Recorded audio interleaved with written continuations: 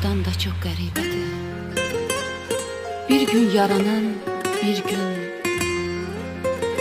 kədərin nə olduğunu 17 yaşımdan atamın etkisiyle anladım.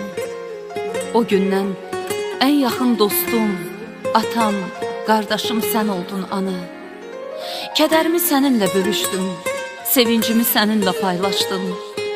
En yaxın həmdəmim oldun, həm ana, həm dost oldun. Sənin qocalığın, xəstəliyin en böyük dərdim idi. Hər dəqiqə səni düşünürəm, səni axtarıram. Boşdu yatağım, evimdə ayaq izlərini görürəm. Səni yuxularımda, xəyallarımda görürəm. Mənim sığal çəkənim, sənin arzularını mən yerinə yetirdim. Bəs sən niyə mənim arzumu yerinə yetirmədin? Yaşamadın, hətta mənimlə görüşmədən getdin. Məni niyə gözləmədin? Mənə niyə qıydın bu ayrılığı? Son sözün neydi? Gel yuxularımda söylə. Səni görə bilmədiyim üçün məni bağışla ana, bağışla. Məni tənha qoyan anam, məni bağışla.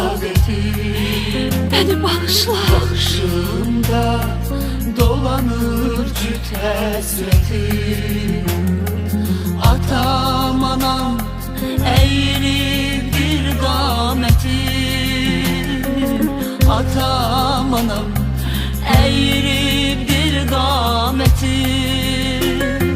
Siz yoxsunuz, qəlbimdə qan ağlaram.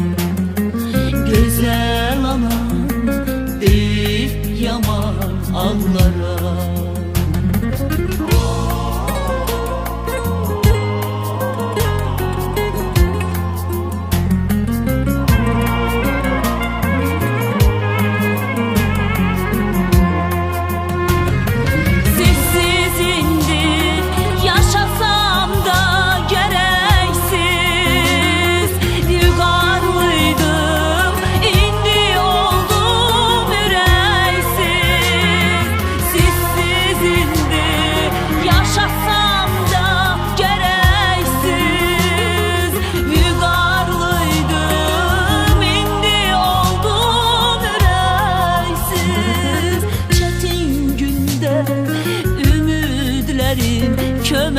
Köməksiz, çətin gündə ümidlərim köməksiz.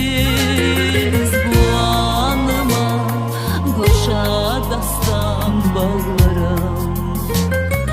Tənhalıqdan yana yana ağlaram. Kaş biləydin əziz anam, nə çəkirəm bu dünyada.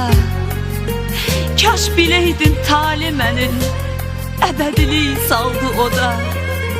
Sənsizliyin intizarı, o da atıb boğdu məni.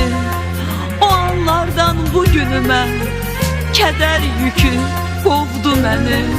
Yalqızlaşır sən köçəli beşiyim.